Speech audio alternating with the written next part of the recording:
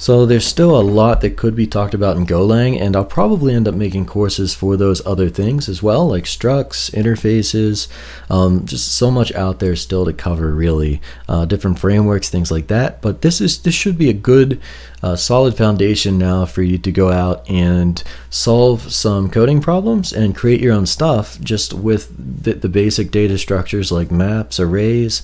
You now know for loops, conditionals with the if-else, the switch statements, functions, how to return multiple things, getting user input, printing stuff out, and I'm sure I missed some stuff in there, but you get the idea. There's a lot now that you know, fundamentals that you could take and apply to many different projects without even getting into the more complex things like pointers and that kind of thing. But there will be more series coming with Go, so do get prepared if you've made it to the end of this for some more exciting Go action. I hope you enjoyed it. Thanks for watching. If you did, please consider liking, commenting, and subscribing, and we'll see you in the next video.